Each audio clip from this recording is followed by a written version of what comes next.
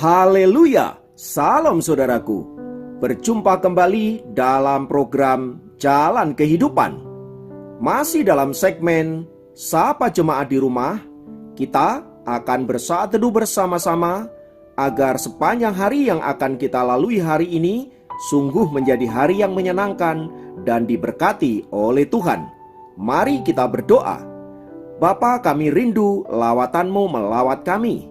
Dan biarlah firman yang sebentar kami renungkan boleh menjadi rema yang akan menuntun sepanjang hari ini untuk kami mentaati kehendak-Mu. Berfirmanlah, kami siap diberkati. Dalam nama Yesus. Haleluya. Amin. Ambil dari Markus 8 ayat 34. Saya ulangi, Markus 8 ayat 34 berkata, "Setiap orang yang mau mengikut aku, ia harus menyangkal dirinya, memikul salibnya dan mengikut aku." Saudara yang dikasihi Kristus, apa yang Anda pikirkan tentang ayat tersebut? Apa yang Anda bisa tanggapi berkaitan dengan pernyataan Yesus bahwa untuk mengikut Dia, kita harus menyangkal diri, memikul salib dan mengikuti Dia? Artinya saudara-saudara, ada 3 poin penting yang harus dikerjakan orang percaya agar kita dapat dikatakan layak mengikut Yesus. Yang pertama adalah menyangkal diri. Menyangkal diri ini tentu berbicara tentang penaklukan hidup kita seutuhnya kepada Kristus. Mengapa harus kita taklukkan? Karena pada dasarnya kita adalah orang-orang yang ego, yang selalu ingin menuruti keinginan kita pribadi daripada mengikuti Tuhan. Maka ketika kita bicara penaklukan diri, bersedia untuk takluk dan mengikuti Dia seutuhnya. Yang kedua, ketika kita berbicara tentang memikul salib, artinya kita harus bersedia menderita karena namanya. Saudara-saudara dikasihi Kristus, ini memang tidaklah mudah. Tetapi saya percaya, kalau Roh Kudus ada dalam diri kita, Dia akan memampukan kita, Dia akan menguatkan kita untuk senantiasa bersedia menderita karena nama Kristus. Dan yang ketiga, berbicara tentang mengikut Dia, itu artinya kita bersedia mengikuti jalan-jalan yang Dia sudah teladankan. Nah, saudara yang dikasihi Kristus, berkaitan dengan 3 poin tersebut, saya ingin menyampaikan sebuah kisah yang sangat penting untuk kita renungkan bersama-sama. Pada tahun 1997, diperingati sebagai tahun peringatan permulaan pembantaian massal atas orang Kristen di Jepang. Peristiwa itu disebut oleh peneliti sebagai penganiayaan terhadap orang Kristen paling menakutkan dan paling lama dalam sejarah Jepang. Ketika 1 juta lebih orang Kristen dibantai di sana, yang dikenal sebagai The Christian Holocaust. Pada tanggal 23 November 1596, 26 orang Kristen Jepang pribumi ditahan di Kyoto. Pada tanggal 5 Februari 1597, 26 orang Kristen itu disalibkan pada salib yang dibuat secara kasar. Orang Kristen yang termuda dalam kelompok ini berumur 12 tahun yang bernama Ibaraki Kun. Saat mereka tiba di tempat eksekusi, Kun diminta oleh petugas eksekutor untuk menyangkali imannya. Kun menatap mata orang yang akan mengeksekusinya dan berkata, "Pak, akan lebih baik jika Anda sendiri menjadi orang Kristen dan dapat pergi ke surga kemana saya akan pergi. Sekarang tunjukkan kepada saya salib saya sebelah mana, Pak."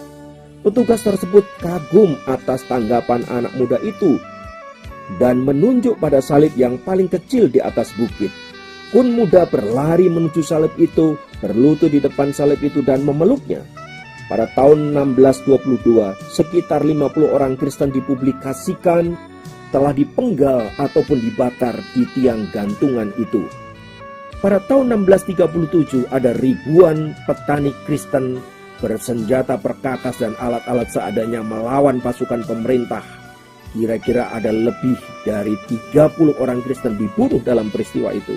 Peristiwa ini merupakan salah satu contoh penganiayaan terburuk yang terjadi selama pembantaian massal yang berakhir pada tahun 1865 di Jepang. Saudara-saudara dikasihi Kristus, menarik sekali kisah tentang peristiwa penganiayaan orang-orang Kristen di Jepang tersebut. Yang luar biasa adalah ada begitu banyak orang-orang Kristen seperti Kun muda. Mereka berani menyangkal dirinya, bahkan kemudian menyerahkan dirinya hanya kepada Kristus dan rela mati demi iman mereka kepada Tuhan. Saudaraku yang dikasihi Tuhan, sama seperti Kun yang bertanya kepada si penyalibnya, "Di manakah salibku?" Saudaraku yang dikasihi Kristus, dalam dunia modern di mana banyak orang Kristen menghindari penderitaan dan mereka selalu menempatkan Yesus hanya sebagai sumber berkat, sumber pertolongan, sumber mujizat, mereka menolak penderitaan, mereka menolak menyangkali diri mereka menolak untuk memikul salib, dan sejujurnya mereka menolak untuk mengikut Yesus. Mereka hanyalah orang-orang Kristen egois yang hanya ingin senang, yang hanya ingin sukses, yang hanya ingin menikmati berkat-berkat tetapi tanpa mau mengikuti Tuhan. Saudara, bahkan ada banyak orang Kristen diam-diam menyangkali Kristus.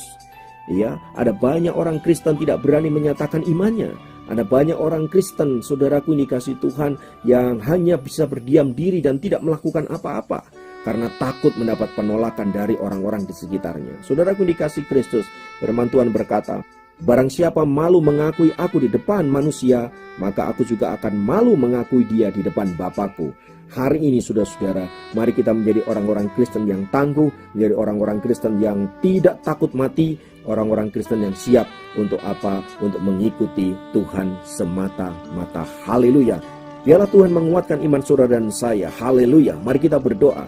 Bapa, dalam nama Yesus, biarlah Engkau senantiasa meneguhkan iman kami, menguatkan iman kami di tengah-tengah guncangan kehidupan yang begitu rupa. Biarlah kami boleh menjadi orang-orang Kristen yang tangguh, memikul salib dan mengikut Engkau seumur hidup kami. Terima kasih Bapa di sorga untuk kebenaran firman-Mu. Biarlah itu menguatkan kami senantiasa. Haleluya. Hamba berdoa hari-hari ini, mungkin ada pendengar dari program ini yang sedang ada dalam kekalutan. Mereka malu mengakui Engkau di depan manusia. Tuhan menolong mereka, memberikan kekuatan. Karena kami tahu orang-orang mengasihi Kristus, dia adalah orang-orang yang berani dan bukan orang-orang penakut. Terima kasih Tuhan, terpujilah nama-Mu kekal selama-lamanya. Di dalam nama Tuhan Yesus kami berdoa.